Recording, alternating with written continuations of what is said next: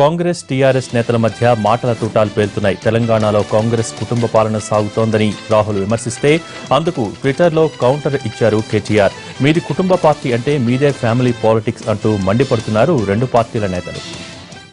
आपके chief minister, आपकी सरकार किसको लेके चल रही है?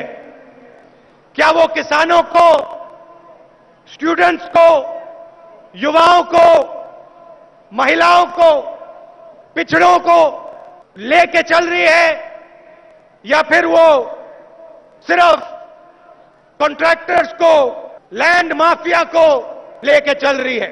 इसलिए बना ये तेलंगाना कि एक परिवार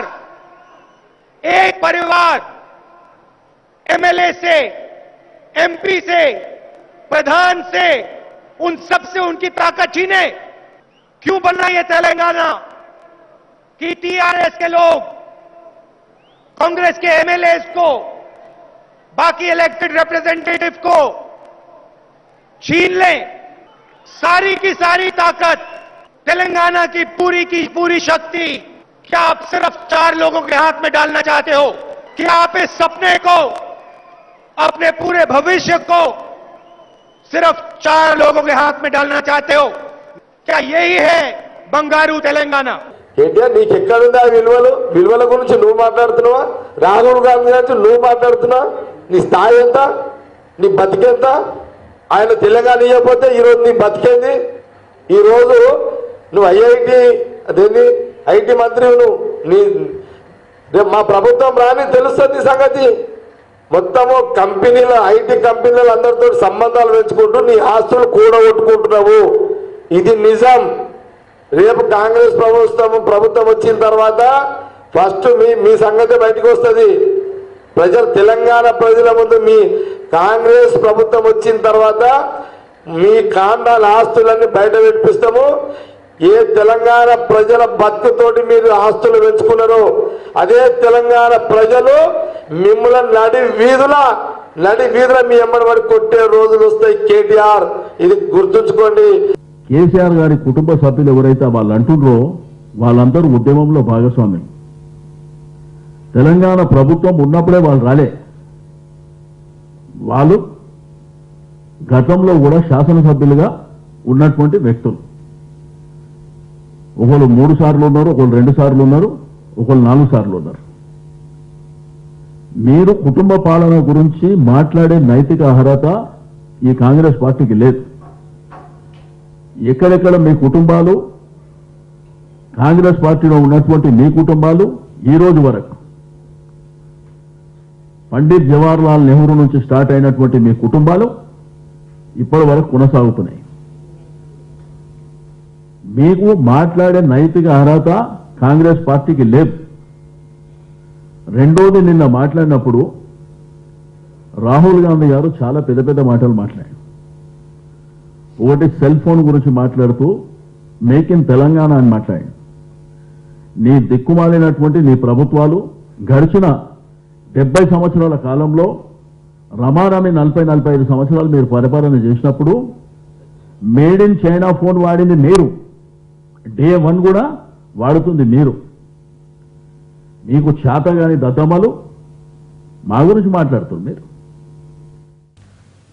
మియాపూర్ భూ కుంభకోణం తెలంగాణలో అధికార ప్రతిపక్ష పార్టీల మధ్య మంటలు పుట్టిస్తోంది. స్కామ్లో మంత్రి తలసానికి సంబంధం ఉన్న దిగ్విజయ్ సీబీఐ విచారణకు డిమాండ్ చేస్తే తన ప్రతిష్ట దిగజార్చే వ్యాఖ్యలు చేసినందుకు డిగ్గీపై 10 కోట్ల దావా వేస్తానన్నారు Talasani.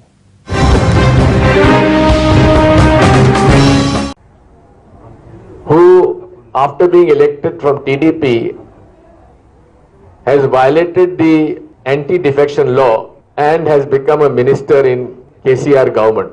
Probably Mr. KCR and his family needs people like Srinivas Yadav for collecting money for their personal benefit. We demand resignation of the said minister and handing over of this case to the CBI because we don't trust the present government. ఇక్కడనో ఒక case Miyapur, అది regular గా TV పేపర్లో కూడా వస్తుంది. అదేదో నాకు సంబంధం ఉందని చెప్పి ఆయన నిన్న స్టేట్మెంట్ చేసిండు. బట్ నా ఇమేజ్ డ్యామేజ్ చేయడానికి ఆ స్టేట్మెంట్ ద్వారా నేనే కాకుండా నా ఫాలోవర్స్ కానీ పార్టీ మెంబర్స్ కానీ ఫ్యామిలీ మెంబర్స్ కానీ అందరూ హర్ట్ అయ్యే విధంగా అతని స్టేట్మెంట్ ఉంది. లీగల్ నోటీస్ ఇప్పుడు పంపిస్తున్నాం. రెండవది క్రిమినల్ కేసు కూడా మాహంకాళి పోలీస్ స్టేషన్లో నేను కంప్లైంట్ చేస్తున్నా. ఎట్టి పరిస్థితిగా వదిలే సమస్య మాత్రం లేదు. ఇప్పుడు ఒక అనుభవం లేనివాడు చెప్తే అర్థం ఉంది, కానీ ఇంత అనుభవం ఉండి 10 సంవత్సరాలు చీఫ్ మినిస్టర్గా పనిచేసి కేంద్ర మంత్రిగా పనిచేసినటువంటి వ్యక్తి బాధ్యత రహితంగా మాట్లాడటమే కాకుండా దీంట్లో ఈ నోటీసు మీకైతే సర్వ్ చేసిన ఒకటి ఈ డిఫర్మేషన్ దాంట్లో 10 కోట్ల డ్యామేజ్ కూడా ఎట్టి పరిస్థితుల్లో వదిలే సమస్య అయితే లేదు.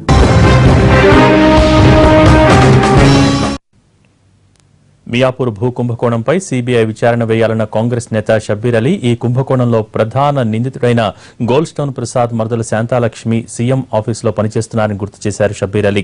తన పేషీపై సీబీఐ ఎంక్వైరీ వేసి క్లీన్ గా ఉన్నామని కేసీఆర్ నిరూపించుకోవాలంటూ సవాల్ చేశారు షబ్బీర్ అలీ.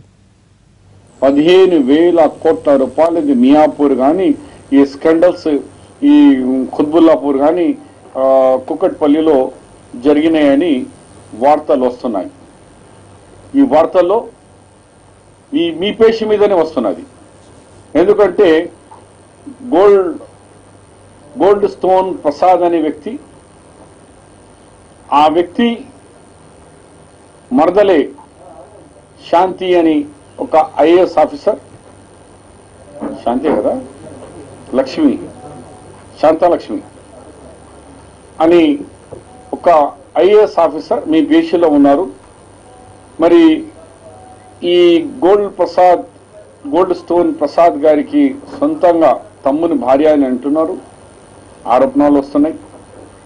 మరి మీ దగ్గరనే మీరు ట్రాన్స్పోర్ట్ మినిస్టర్గా ఉన్నప్పుడు మీ పిఏగా ఉన్న జాన్ వెస్లీ, ఆయన ఇప్పుడు deputy chief minister Mahmood Ali గారి దగ్గర ఓఎస్డీగా ఉన్నారు. తర్వాత హరీష్ రావు దగ్గర మినిస్టర్ ఉన్నప్పుడు కూడా చేసినాడు. అంటే మీ సొంతం ఇంటి మనిషిగా మీ దగ్గర హరీష్ రావు దగ్గర ఇప్పుడు డిప్యూటీ సీఎం దగ్గర ఓఎస్డీగా ఆయన రిటైర్డ్ అయిపోయిన తర్వాత 2 times ఆయనకి ఎక్స్టెన్షన్ ఇచ్చుకుంటా ఆయన పెట్టేదానికి మతలబ్ ఏంది? అంటే ఇవి అన్ని ఆరోపణలు వస్తున్నాయి. కాబట్టి నేను గౌరవ ముఖ్యమంత్రి గారికి సూచన ఇస్తాను. ఎప్పుడన్నా అంటాడు మంచి సూచనలు ఇస్తే నేను స్వీకరిస్తా అంటే మంచి సూచనలు ఒక సూచన ఇస్తున్నా సీఎం గారు, మీరు తక్షణమే సిబిఐకి ఎంక్వైరీ చేసి ఐఆమ్ క్లీన్ మ్యాన్, నా పేషి క్లీన్ ఉంది, నా ఐఏఎస్ ఆఫీసర్ కానీ ఈ ఓఎస్డీ నా దగ్గర పనిచేసిన వ్యక్తి కానీ ఆయనకి 2 years ఎక్స్టెన్షన్ ఎందుకు ఇచ్చినా ఈ వచ్చి ఆరోపణలు వస్తున్నాయి. మరి మీరు తెలవకుండానే జరుగుతాయా ఈ ఫైల్స్? ఎంపీ కవిత ఆస్తుల విలువ ఎంతని ప్రశ్నించారు కాంగ్రెస్ సీనియర్ నేత మధు యాష్కి. ఇప్పటికే భార్యాభర్తలపై చాలా ఆరోపణలు ఉన్నాయని, జాగృతి పేరుతో కవిత ఎంత ఆస్తులు కూడబెట్టారని, ఇప్పటి వరకు జాగృతి ఆస్తులు ఎందుకు బయట పెట్టడం లేదని ఆయన అనుమానాలు వ్యక్తం చేశారు. ఈ 3 ఏళ్లలో కేసీఆర్ ఫ్యామిలీ అవినీతి సంపాదనపై సీబీఐను ఆశ్రయిస్తామన్నారు మధు యాష్కి. ఎంపీ కవిత గారు వారి భర్త గారి పైన చాలా ఆరోపణలు ఉన్నాయి. ఇసుక నుంచి ట్రాన్స్ఫర్ల కాడికి వెళ్ళి ప్రతి ప్రభుత్వ నిర్ణయాలలో అవినీతి ఆరోపణలు వస్తూ ఉన్నాయి. ఈ 3 సంవత్సరాల కాలంలో అపార్ట్మెంట్ నుంచి కోట్లు విలువ చేసే విల్లాలకు ఎట్లా మారినారు. అందుకే నిన్న మేము చెప్పింది కూడా ఈ 3 సంవత్సరాల కాలంలో ఆ 4 దోపిడీ డిస్ప్రపోర్షనేట్ అసెట్ కేసు అంటారు. కవిత గారికి వారి భర్తకున్న ఆస్తులు ఎంత, జాగృతి పేరు పైన సంపాదించిన కలెక్షన్స్ ఎంత, ఇప్పటి వరకు జాగృతి అకౌంట్స్ ఎందుకు బయట పెట్టలే,